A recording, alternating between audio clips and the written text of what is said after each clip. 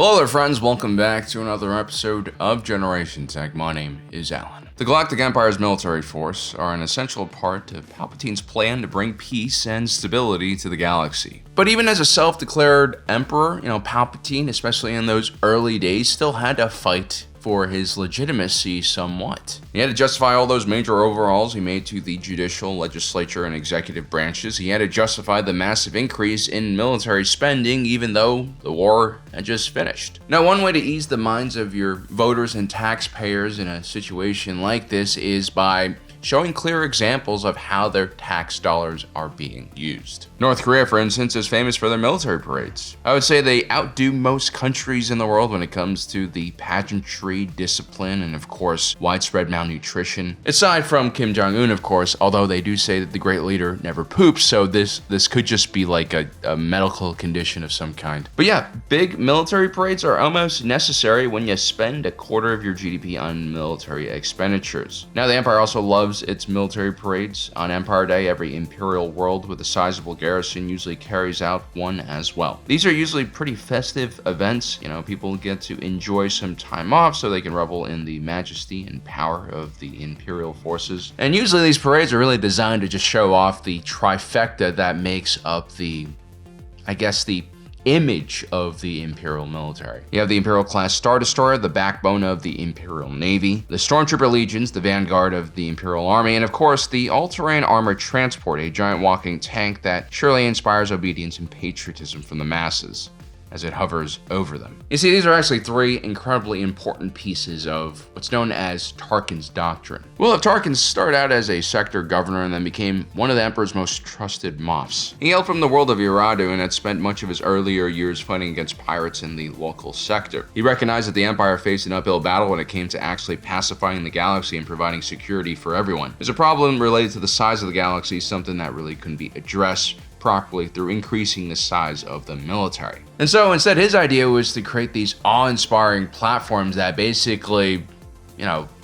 scared people. And it was this threat of force that really was designed to quiet dissent. Make your war machines look so formidable that only a fool would try to resist you. Tarkin believed this was the only way you could really pacify the entire galaxy, because this is the only way you can make someone fear your military force when it's not even present, or at least that's what he thought. So basically, the Imperial-class Star Destroyer, the Stormtrooper, and the all-terrain armored transport were built with a focus on function, but also on form as well. And if you watch this channel, you'll also know that the Imperial military didn't actually rely on these vehicles that heavily for its day-to-day activities and, security measures. They relied on a variety of much smaller and cheaper platforms and military units. For instance, the Imperial-class Star Destroyer always arrived late to the party when the rebels raided a region. Generally speaking, the rebels always knew where a sector fleet's Imperial-class Star Destroyers, were patrolling, and they would try to avoid them as much as possible. This was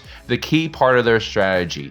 Avoid the ISD. And so usually the Empire relied on the Gazanti-class cruiser during most of its engagements against rebel raids. And before 5 BBY, it wasn't usually the Stormtrooper Corps that was dealing with local insurgencies. It was actually the Imperial Army, which was much cheaper to maintain and used as a garrison force on all of the Empire's holdings. And the all-terrain armored transport, despite being very big and powerful, is actually not the preferred, mode of transportation for most mechanized Imperial Army units. And that's pretty obvious because this thing is, as tall as a 7-story building. You could see it from miles away. It's also relatively slow, and even if it is heavily armored and armed, its height completely destroys the element of surprise, which is always going to be important whether you're the rebels waiting to raid an Imperial facility or you're the Imperials attacking a rebel outpost. And also, if you don't have control of the airspace, these giant walkers make one large target for enemy starfighters to destroy. The ATAT's armor might stand up well against ground fire, but against a starfighter's arsenal, it'll be found lacking. And so what did the Imperials actually use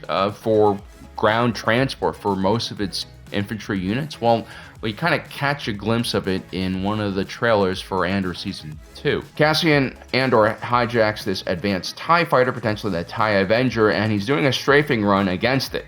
It's the K-79S-80 Imperial Troop Transport, or the ITT. As a general rule in Star Wars, if it looks like a crate and it moves like a crate, it's probably going to be a very utilitarian and practical Imperial vehicle. Like the Gazanti-class cruiser. Nothing fancy, just a bunch of Durasteel plating arranged in clean and honest 90-degree angles. Now, interestingly enough, the Imperial Troop Transport, despite being one of the most widely used ground transport vehicles by the Imperial Army and Stormtrooper Corps, was not produced by one of the Empire's major defense contractors. Now, I feel like maybe designing airspeeders was beneath Senior Fleet Systems' more, lofty ambitions, and quad systems or quad drive yards most likely didn't have the capacity to take on this job because they're too busy building Imperial Star Destroyers. And so a lesser-known speeder manufacturer known as Ubrikian Industries took the contract. They normally design cargo skiffs like the LOKD-57 used by Jabba the Hutt's guards, and also they have this very impressive Ubrikian floating fortress commonly used by Trandoshan hunters as a base for longer hunting expeditions. They also built the WLO-5 battle tank, which was a rapid assault tank that we saw Hondo Ohnaka's pirates use during the Clone Wars. I'm gonna guess a company like Ubrikian Industries has a few different base platforms of different sizes with different propulsion on them, and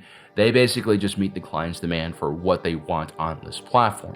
It's not all that different from like an EV base platform in that way. It's pretty easy to build these things. And when the Imperial Military comes knocking at your door, basically you give them whatever they want. I mean, you bend over backwards for these types of contracts because they will give you generational wealth. Of course, Ubrikian Industries was thoroughly investigated and imperialized after the fall of the Republic, and all Republic loyalists were removed from the company. The company also expanded their operations to Mos Eisley on Tatooine, although their headquarters is located in Cornet City, Corellia, at the heart of the Galactic Empire. Now let's do a quick comparison between the ITT and the ATAT. You'll see despite being very different in shape and size, they have some crossover when it comes to what their functions are. The ATAT is about 7 times taller than the ITT, but its rear passenger compartment is maybe 3 times the size of the ITT. This means the ATAT can hold up to 40 troops in the back and has a crew of around 5 individuals, including pilot, co-pilot / gunner, commander, engineer, and loadmaster. The ITT, on the other hand, has just a crew of 2 combat drivers, 1 officer, and 10 troopers who are stored internally, and there's also room for 6 troopers externally. And so while the ATAT can deploy an entire platoon along with some light reconnaissance vehicles, the ITT is more focused on smaller squad-size elements. I would argue that having your assault forces separated into, not just squads, but even like something as small as a fire team is a good idea because, like, in Star Wars, area effect weapons are terrifying.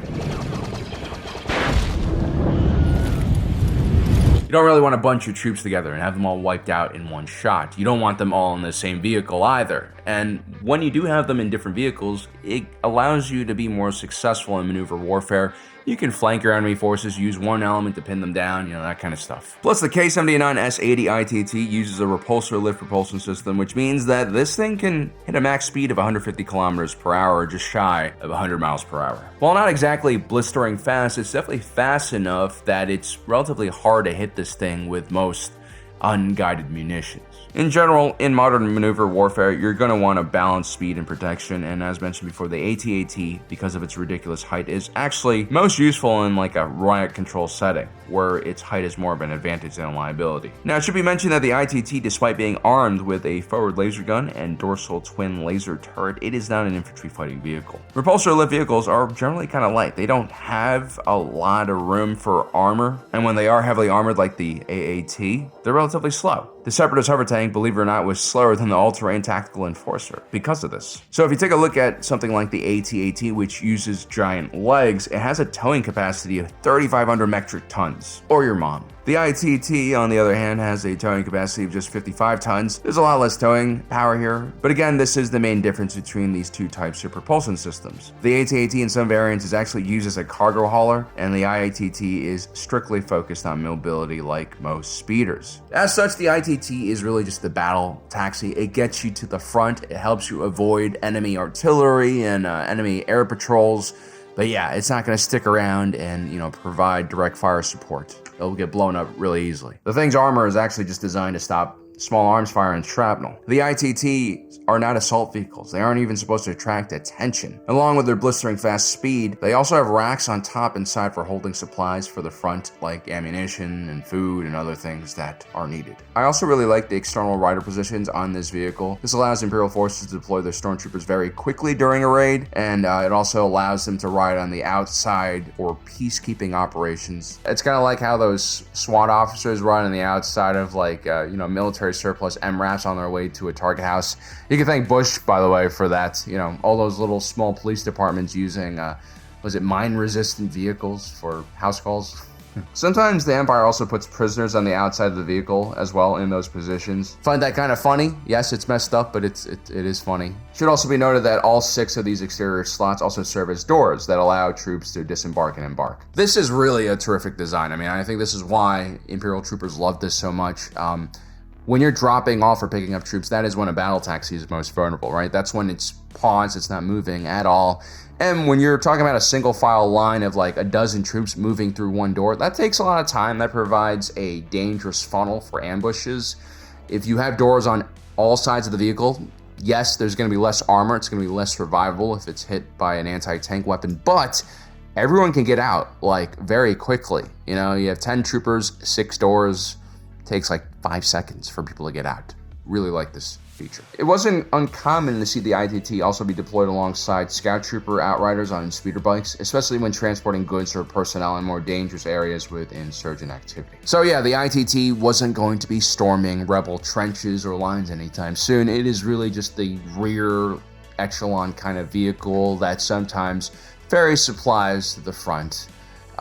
It is very much a lighter vehicle. And I think this is really a favorite amongst the troopers. I mean, even during the New Republic era, Imperial units in the Outer Rim were still using the ITT alongside with the Juggernaut tank. The ATAT, not so much. And even though the ATAT only cost around 150,000 credits, it was far more annoying platform to operate and maintain. It wasn't just about the costs and repairing the many moving parts on this behemoth. I mean, think about just how difficult it is to access a 7-story tall vehicles with 4 legs. It's also really hard to deploy these things in a combat zone. I mean, they took up quite a lot of room on an Imperial class Star Destroyer, and they also required a full Gazanti class cruiser to lift them into combat. And then you had to have special drivers trained in the operation of these walkers, and all of your troopers on board need to know how to rappel down from 7 stories, because yeah, like this thing is really high off the ground. This is just another really annoying aspect of the ATAT, which makes it very impractical for a lot of deployments, unless you're trying to deploy on a roof or something.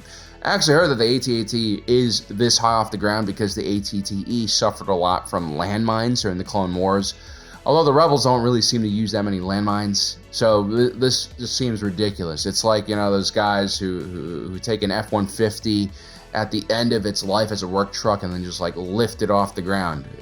It's pointless. The AT-AT, despite being all-terrain, quote-unquote, is actually quite limited in where it goes because of its size. A repulsor lift vehicle would function much better in certain urban environments and also more cluttered jungle environments as well. Ultimately, what Tarkin and Palpatine envisioned the Imperial military to be wasn't really true. I mean, like, on the ground, the Imperial military was a lot smaller, a lot more practical and functional. Give the Empire credit, at least up until the Eldani heist, there were still relatively competent and professional officers amongst the ranks of the Imperial Army and Navy using efficient platforms like the ITT and the Gazanti class cruiser. Their daily patrols on these vehicles highlight the fact that despite all of the pomp and grandeur the mighty Imperial military tries to display, at the end of the day they were still trying to save pennies everywhere they could. And so vehicles like the ITT were far more important to the Empire's security than ridiculous constructs like the Death Star. Well guys, I hope you enjoyed today's video. Don't forget to subscribe and hit that notification button down below so you don't miss out on the rest of our awesome content. As usual, my name is Alan, reminding you that my allegiance is to the Republic, to democracy. I'll see you next time.